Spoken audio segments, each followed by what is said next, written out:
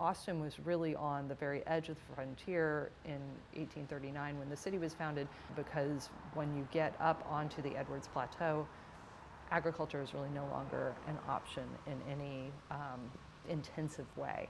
West Campus itself was prairie land. The ground was okay, but we're already getting into the point where you have limestone really very close to the surface. So if you imagine trying to till that land, it really was not arable in any functional way. So Washington and Mary Hill were a young couple. They were about 30 years old and they had a 1-year-old child when they purchased property on the outskirts of Austin in 1855 in order to build a suburban estate. This was a big deal. Washington Hill worked for the General Land Office. We found records he was being paid about $100 a month for his work. And this is a big house on a big piece of property for 1855 by the most significant builder in Austin, same guy who designed the governor's mansion. So they were really making a big statement. Unfortunately for them, as it turned out, they overreached. They ran out of money during the course of construction. They sold 5 enslaved people in order to finance the construction, and we consider that sale to be the originating tragedy on our site, was the sale of those 5 individuals in order to actually bring the project to completion. And then they never moved in. So the first occupants were students and teachers and enslaved people leased out from the state, by the state, from individual enslavers to work here for the School for the Blind. The Neil Cochran House Museum original site was 17.5 acres on which there would have been a barn, an outhouse, a kitchen, possibly other structures, and a slave dwelling and the main house. And of those structures, the slave dwelling and the main house are the only 2 that are still standing. There were, at different moments in time, a total of about 6 people on site, probably not ever 6 at one time. So it gives you a sense of how that space would have been used for lodging. The first floor was probably primarily workspace. There's a set kettle out there. Its entire purpose is to keep water hot, and you would need a whole lot of water back in the 19th century for everything from cooking to cleaning to bathing. That space probably also functioned somewhat as a laundry. Upstairs was more likely lodging space, although certainly work could have happened up there, particularly sewing and smaller projects could have taken place upstairs. But of course, upstairs, downstairs, people could have been sleeping in either space. We also know that it would have been extremely hot out there during the summer times. It's possible that there were points in the summer where the enslaved actually slept outside rather than be in this hot box, essentially, because with the set kettle running, the building would have been hot all the time.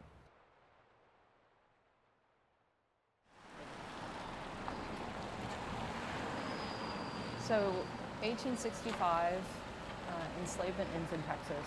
Gordon Granger reads Journal Order Number 3, and that is the statement from the federal government that enslavement is over.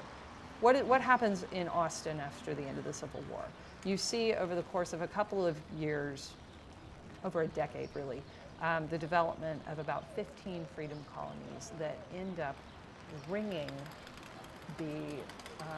around the edges of the existing city.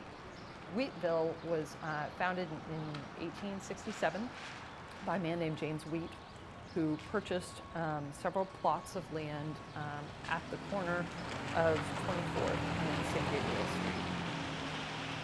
The surroundings in Wheatville would have been very modest households. We're talking wood frame, board and batten homes that these families lived in. In some cases, they would have expanded them over time as families grew. These men and women would have been in domestic service. So they're working in white households in various parts of the city. There were 400 or 500 people living in Wheatville at its height. The most prominent of whom was a man named Jacob Fontaine, who had been in Austin all the way back since, we believe, 1839, the year the city was founded.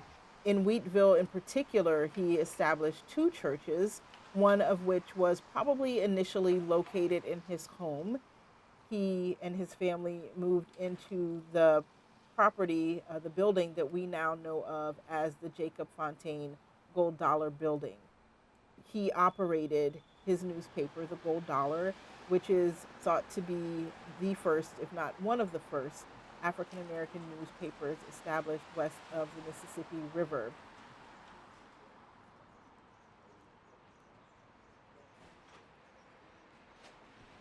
In 1928, the city of Austin decided it was time to have an official plan. There hadn't been an official plan since 1839 when Edwin Waller laid out the downtown area.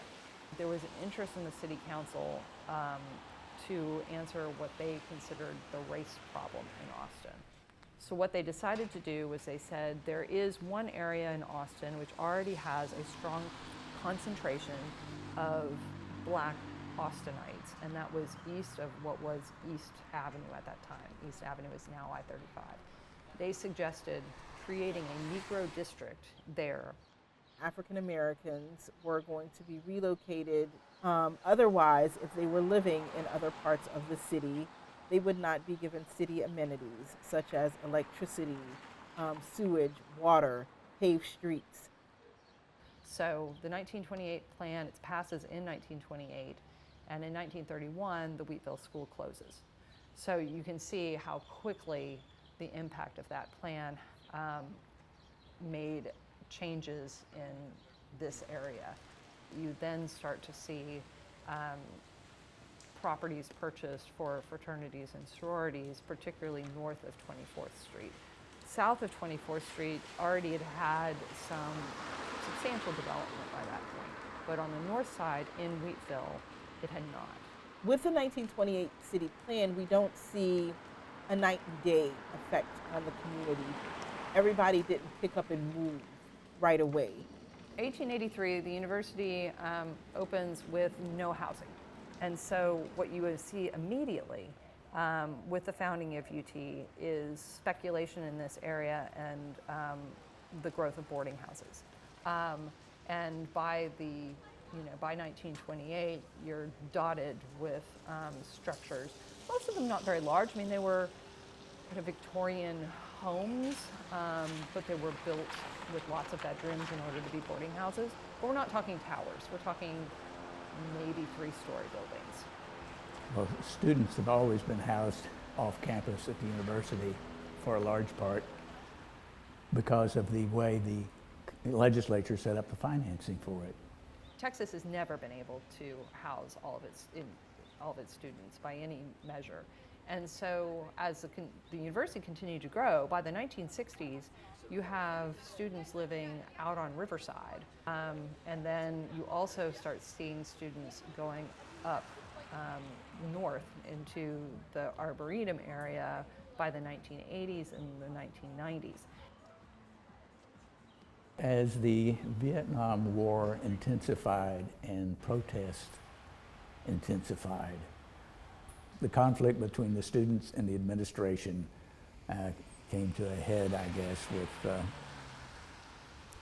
the first was the bombing of Cambodia, and that was a spontaneous demonstration. By that time, I decided to do that, and we took over the Capitol. We had the Capitol. Police surrounded us, called out the National Guard. That set off the push to build the shuttle bus system. The idea was, other than the private buses, to disperse the student body. If it was dispersed, it couldn't get these mimeograph machines to contact people, and people had to ride buses. So they set up the bus company. UT had become very much a commuter campus, and the university and the city both wanted to see that change. The city thought it would be safer for students to be connected to campus, and the university also thought that, but beyond that, wanted to redevelop a campus vibe, a campus energy, which was very hard to maintain when students were leaving at 5 o'clock in the afternoon and going 6 or 7 miles away to go back to their apartments. So you didn't have that kind of campus life at that point. So the compromise was to establish this zone in West Campus where maximum density would be allowable. And so all of a sudden, after 2008, that's when you start seeing these 20-story, 30-story structures start to go up in West Campus and completely change the landscape. Save University Neighborhoods, which I was the president of, which was a student primarily organization that was advocating for not having the streets moved through campus, through West Campus, the extension of the roads for MOPAC. Supposed to be a freeway through to 26th Street. That's supposed to blast all the way through. So we had this organization, and we decided that we'd put together the Guadalupe Merchants Association, set up a corporation and called it University Area Partners. I had been in the neighborhood association for a long time and knew a lot of the landowners. Called them all up and said, we have three choices. We can ignore this and let it happen to us. We can file a petition, try to stop it from happening to us. Or we have an opportunity, perhaps, to come up with an idea of what would work for students, the university, and make a better school. And we set up a group of people who had a lot of experience, set about developing what is now known as the University Neighborhood Overlay. To get the units to work, the built projects to work, I should say, we calculated, it's always worked because we work with the development community to say what numbers work. And we came up with the fact that in the 2019 version, that's when we went to 125 feet of overlay of bonus height in the inner West Campus. UNO, which is the acronym for it, has been a tremendous success in terms of bringing students back to campus. It has created pressures on organizations like the Neil Cochran House Museum because we are small, we are short, and we're trying very hard not to end up being the building and up, which is completely surrounded by massive downtown density. I believe the height restriction was supposed to drop at San Antonio. And then the city moved the end zone to Pearl. And Pearl is now one block off, a long block, but one block off of San Gabriel, where we are today. So the challenge is that the city keeps trying to move the goalposts.